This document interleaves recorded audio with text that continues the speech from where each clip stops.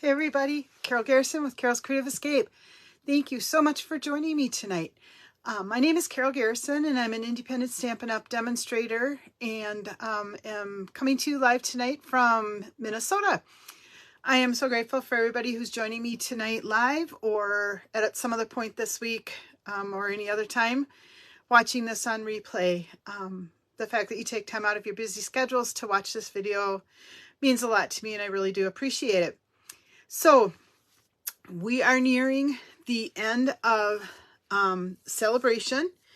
It will end on the 29th, which is this Thursday. Hey, Julie, hope you're having fun in Arizona.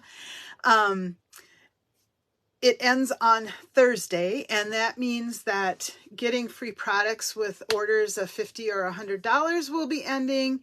And it also means that your opportunity to join Stampin' Up! As a demonstrator, even if it's just as a hobby demonstrator where you're not doing sales, you're not doing parties, you're joining strictly for the discount, the opportunity to purchase the Glass Mat Studio, or to not purchase, but to order the Glass Mat Studio as part of your starter kit also ends on Thursday the 29th. So if you haven't been able to take advantage of that, you may want to think about doing that. You do not have to sign up under me. If you've got another demonstrator that you get orders from, by all means, please sign up with them. If you don't have a demonstrator and it's something you're interested in doing, I'd be happy to help you with that too. You can just reach out to me or go directly to my website at Stampin' Up! And sign up that way. But just letting you know, it's ending. Not trying to push, sell real hard or anything else, but these are some great opportunities and I don't want anybody missing out on them. Tonight, I am going to be, well, let's do a quick recap of the weekend. We've had absolutely gorgeous weather. It was 61 degrees here today, and that is absolutely the warmest temp we've ever had on this day in February in history. Tomorrow, we're going to get snow and ice. That's the way it is in Minnesota. Our lakes are not frozen enough to be able to really walk on them, much less drive your vehicle out to go out ice fishing or anything like that. Vehicles are going through the ice left and right on many of the lakes, including some big ones even up north. So that's kind of frustrating for people. We actually have open water. I think our ice out's going to be very early this year. Got to spend the weekend with Cece here at our house, so kind of like having a mini tornado.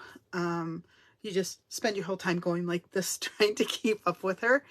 But she is so much fun to be around, and she does keep us feeling young, if not a little bit tired sometimes. So that was great fun to have her. And started week 2 of my new job, and it's going well. Just lots to learn, even though kind of returning to a place that I've been before. But that's okay. It's good for my brain to be challenged just a little bit. So let me go ahead and flip my camera over. Oh, see that great big palm of my hand right now. All right. I'm going to get you hooked up into my stand. Today I have opted not to use my Glass Mat Studio, primarily because when I'm filming live like this, I find the glare is just a little bit too much. With the lights on my ceiling and everything else, and I'd rather have you be able to focus on my cards and not those bright spots caused by the reflections coming up. I feel like I'm a little crooked today here on my phone. Let me see if I can get that. So, turned it the wrong way. We're going to go this way.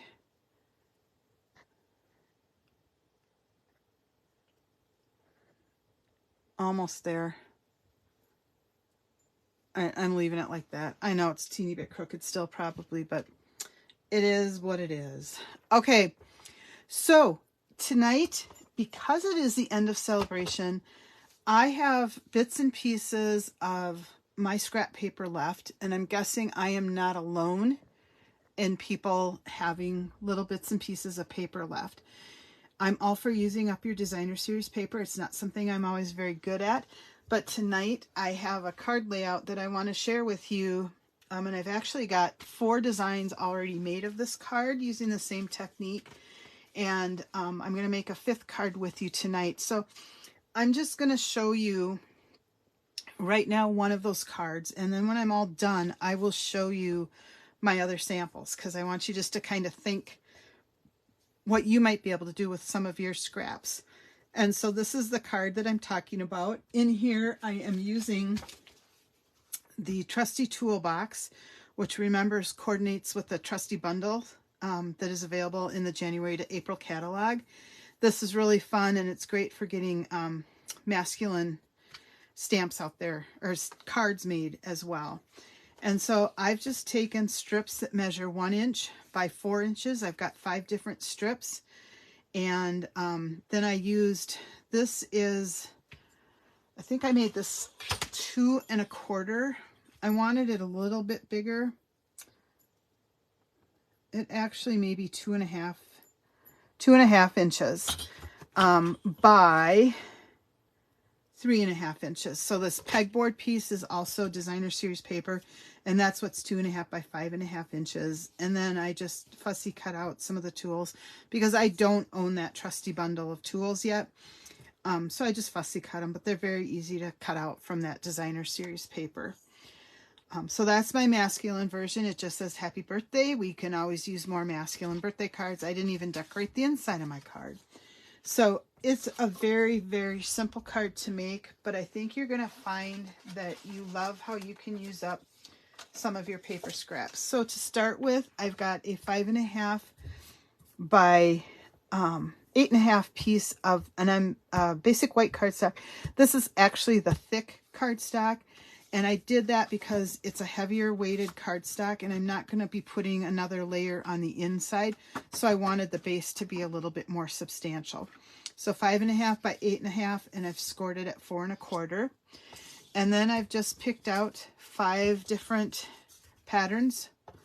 And this paper is another free one that you can get in the Celebration catalog. Again, I'm just showing you options of what you could get for free in terms of the paper today. And on this one, I'm using the designer series paper. I'm not much for clouds, especially at this time of the year. So I haven't really used the clouds or raindrops because we have enough gray. In the winter, I wanted the bright flowers. So I'm focusing on that again. But anyhow, I've got 5 different patterns of that paper. Again, each of these is 1 inch by 4 inches. And then I have a scrap of basic white, and I did die cut it using the, I forget what these are called, something fancy dies.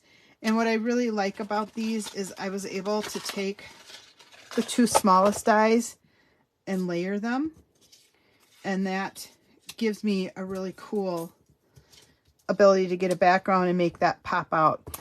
I do have a punch out circle that I haven't quite figured out how I'm going to use it yet, but I like that circle, so I'm going to try to figure out a way I can incorporate it into the card.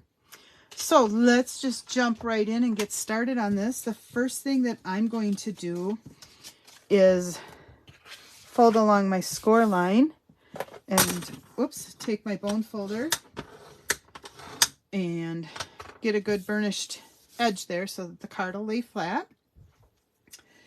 And then I am actually stamping the inside of my card tonight. I am using greetings from the So Sincere stamp set, and I like these because they've got greetings that work well for the inside and the outside of the card.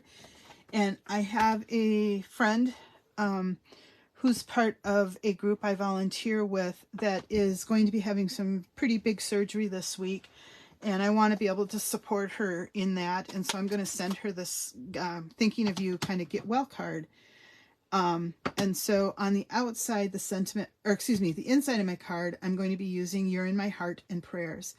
The red color in this paper is Poppy Parade, and so I've got my Poppy Parade ink pad here, and I'm just going to ink that up.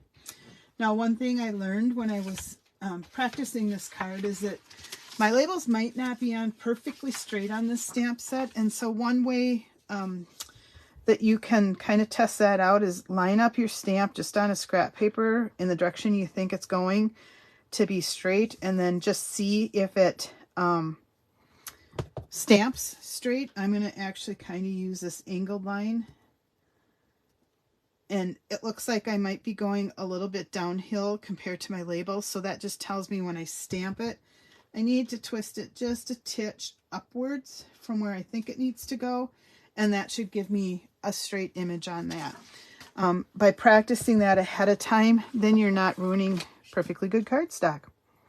So I'm going to just stamp this on the inside and let that dry. And I'm going to go ahead and stamp my image, which is Hope You're Feeling Better Soon. You could probably reverse these too. And I know this one is going a little wonky on me, and so I am going to tilt it up a little bit. My label kind of stuck sooner than I was planning to on this one. So I knew that. And I've really got this one going uphill. It happens. Fortunately, we have two sides. And I'm going to tone it down just a teeny bit. And that one's still going uphill. Happens. Fortunately, through the power of stamping off camera, I've got one that works just in case. So we're going to go ahead and use that one, and we'll get rid of that crooked one. And as you can tell, I had problems stamping that one there too. It has nothing to do with the stamp and everything to do with how I put the sticker on this one. Usually I'm pretty decent at getting those on straight. And it just, I lowered my label onto my stamped image just a little bit too soon. And it stuck. And once it starts to stick, it's very hard to get them off. So not a big deal. But now we've got with that, what did I say the name of the dies were? The Something Fancy dies. Now I've got that great layer look going on that stamp. All right, now I can bring this back, and when I'm putting these strips on, I like to do two things. One is I like to lay them out in front of me and kind of figure out the pattern that I want to use and sort of what's going to show and not show. And I really wanted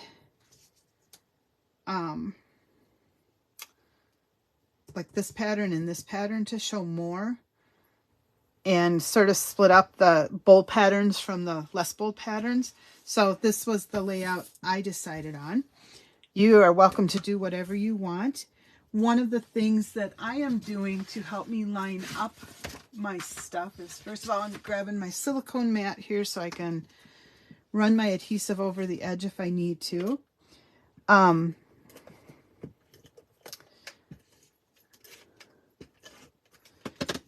I went ahead and I put my first strip down and kind of ballparked it to know where I needed it to go, looking at the corners, making sure I had it pretty even and straight.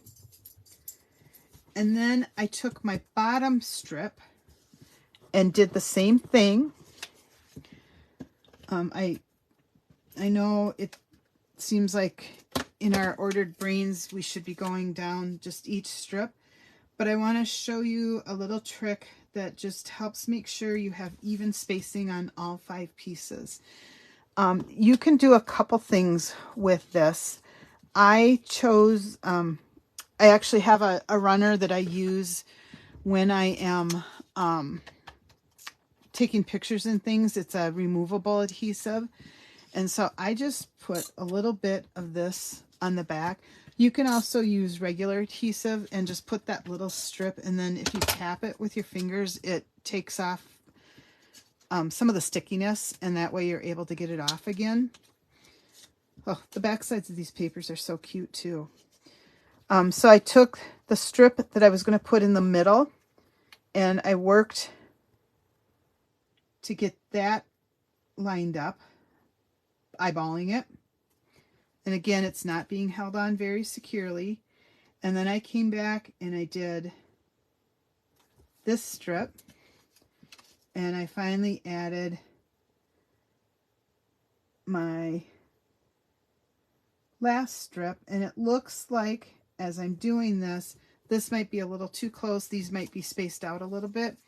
So I can easily just lift this strip up again and drop it down just a titch. And the same with the center one until I'm comfortable that my spacing is pretty consistent. And you might have to play with it a little bit. You might not have to. Totally depends on where you're at with your ability to eyeball things. And so I'm now going to take my tape runner and I'm doing the middle strip first. And the reason for that is it just gives me the ability to flex those other strips around just a teeny bit if I need to. Hopefully there won't be too much of that since I've got them held down by adhesive. But I've just found that this works best for me when I'm putting layers on like this. Remember, light touch, check mark, lift, and you won't have too many problems with this adhesive not being able to run. I need to remind myself of that regularly. Okay, and so here we're just putting it in and adhering it, and we've got one piece left. Again, light touch, check mark, light touch. All right. And then just make sure that as you're adhering things that have leaves and stuff on them, that you're putting it on in the right direction. This one, I actually think the flowers, I'll go one direction. It looks like my leaves might be upside down, but it really isn't if you had the whole piece of paper in front of you. And so that's how I'm assembling the front layer of my card. And then I've just got this sentiment, and I've seen, you know, where you place this is totally up to you. I'm thinking on this one, I'm just going to put it right in the center. I want to give this card a little bit of lift. And so I've got dimensionals here. I use every square inch of my dimensionals, which includes cutting these edges after I've pulled dimensionals off. I think it's a great way to get the best bang for your buck, so don't be afraid to do that. Nothing wrong with that. Think of the money you'll save and you can buy that many more stamp sets, right? I wish. Okay. But there's no sense in wasting those edges because they're the exact same thing as the hexagons. So we're just going to put this right in the center. And that's another reason I kind of put the least busy paper in the middle, because usually I'm going to have that covered up somehow. And then we're going to decorate the front of this card with some rhinestones. I debated what kind of stones I was going to use on this, but I ended up going with the rhinestones just because of all the different colors going on already. I tend to do my rhinestones in groups of 3. There's no hard, fast rule on what you have to do. It's really what you think you're comfortable with. Sometimes I do all the same size. Sometimes I want to change them up. And I actually think I might go a little crazy and put a couple over here too, just to sort of frame it. And now that gives me the inside of my card. And I just don't...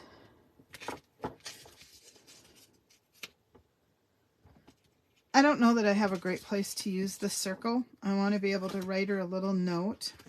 You know, I suppose I could put it here and write my note on that side, couldn't I? That's what we'll do. I think it'll help her to see some bright flowers perhaps on the inside of her card. Okay, there we go.